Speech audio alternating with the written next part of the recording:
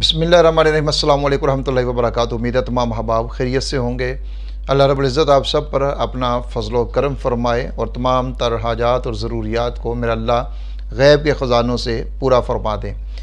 आयतुल कुर्सी का एक बड़ा ज़बरदस्त अमल है और ये आपकी तमाम हाजात के लिए है।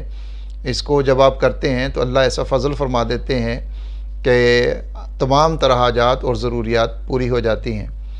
एक छोटा सा वाक़या मैं आपको सुनाता हूँ, फिर मैं आपको अमल बताऊँगा करना क्या है, किस तरीके से करना है। लेकिन इस वाक़या को आप सुनेंगे तो फिर आपको समझ भी आ जाएगी।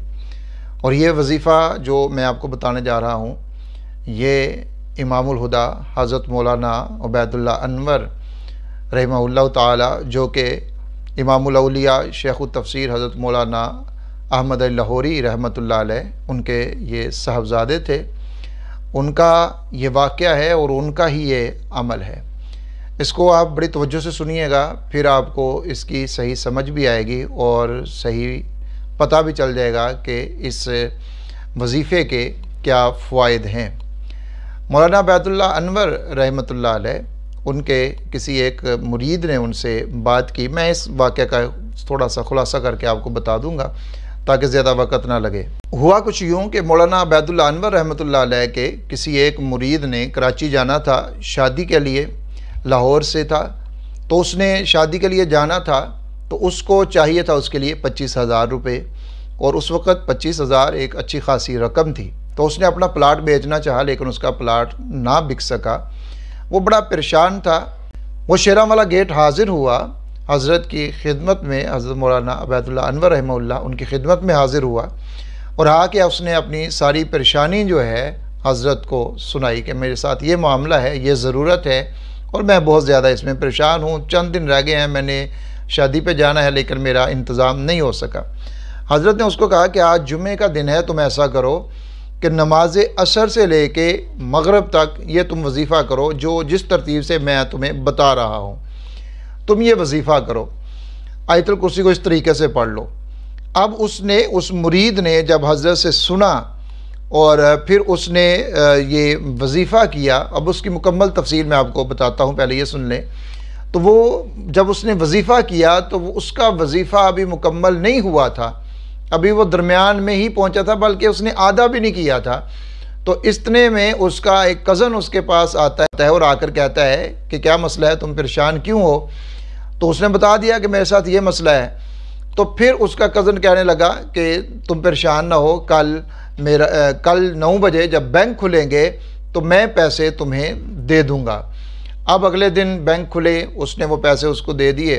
वो शख्स, जो वो मुरीद जो था हज़रत इमामुल हुदा रहमहुल्लाह का, वो शादी में शिरकत के लिए कराची जाता है।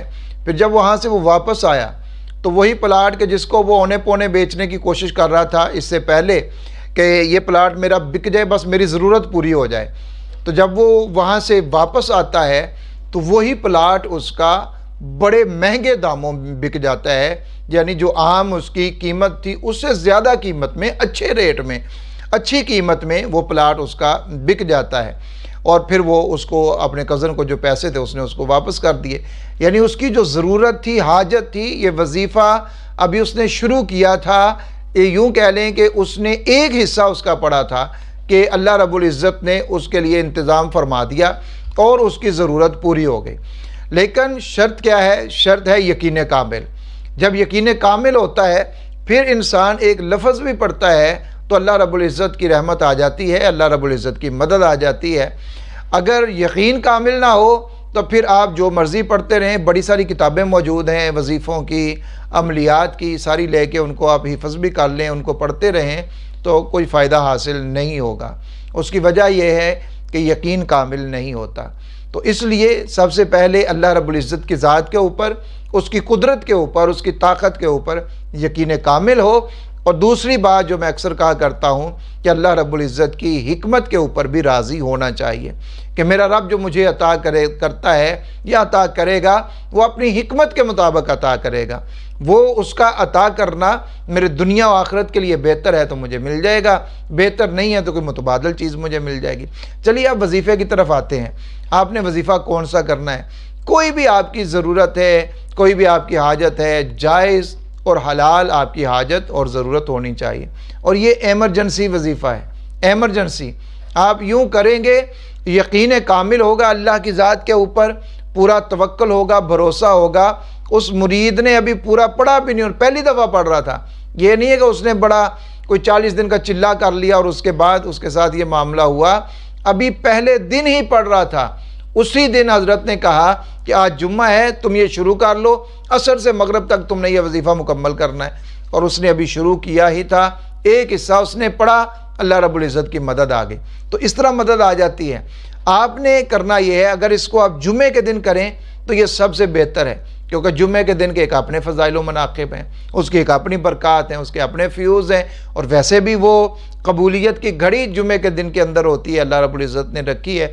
تو جمعے کے دن کریں تو یہ سب سے بہتر ہے، ورنہ آپ جب بھی ضرورت ہو اس کو آپ کر سکتے ہیں۔ نماز عصر کے بعد یہ وظیفہ آپ نے کرنا ہے، اول آخر 11 مرتبہ درود شریف، یعنی جمعے کے دن کریں گے تو بھی نماز عصر کے بعد، اس کے دوسرے کسی دن میں کریں گے تو بھی نماز عصر کے بعد، نماز عصر سے مغرب تک آپ نے یہ وظیفہ اپنا مکمل کرنا ہے۔ اول آخر 11 مرتبہ درود شریف پڑھ لینا ہے، درمیان میں آپ نے 313 بار آیت الکرسی کو پڑھنا ہے، 313 بار۔ جن کو زبانی یاد ہے زبانی پڑھ لیں، اگر زبانی یاد نہیں ہے تو وہ دیکھ کر پڑھ لیں، اور جب 313 بار آپ پڑھنے لگیں گے تو 10-12 بار ہی پڑھیں گے تو آپ کو ویسے زبانی یاد ہو جائے گی۔ تو آیت الکرسی کو 313 بار پڑھنا ہے، اپنے مقصد کو، اپنی ضرورت کو اپنے ذہن میں رکھتے ہوئے پورے خلوص کے ساتھ، پورے یقین کے ساتھ آپ نے یہ پڑھنا ہے۔ اور جب آپ اس کو پڑھ لیں 313 مرتبہ، اول 11 مرتبہ درود شریف، آخر 11 مرتبہ درود شریف، درمیان میں آپ نے 313 مرتبہ اس کو پڑھ لیا، پھر اب آپ نے اللہ رب العزت سے گڑ گڑا کر پورے یقین کے ساتھ، پورے توکل کے ساتھ، عاجزی اور انکساری کے ساتھ، اچھے الفاظ کے ساتھ آپ نے خالق کائنات سے دعا کرنی ہے۔ اور اس کے اندر یہ کلمات آپ نے ضرور کہنے ہیں کہ یا اللہ 313 اصحاب بدر کے طفیل، کیونکہ یہ جو اس کی تعداد متعین کی ہے حضرت جی نے، حضرت امام الہدیٰ رحمہ اللہ نے، یہ 313 یہ نسبت ہے اصحاب بدر کے ساتھ۔ تو کہنا ہے کہ یا اللہ اصحاب بدر، 313 اصحاب بدر کے طفیل میری مدد فرما، میری یہ پریشانی، اس کا نام لے اپنی پریشانی کا، میری اس پریشانی کو دور فرما، میری اس حاجت کو پورا فرما۔ اور اس کے علاوہ آپ اپنے الفاظ میں جو بھی چاہیں دعا مانگ سکتے ہیں، لیکن یہ اصحاب بدر کا جو یہاں پر وسیلہ ہے، ان کا جو طفیل ہے، صدقہ ہے، یہ آپ نے الفاظ اس کے اندر ضرور کہنے ہیں کہ یا اللہ 313 اصحاب بدر کے طفیل، ان کے وسیلے سے، ان کی برکت سے مولا کریم میری مدد فرما۔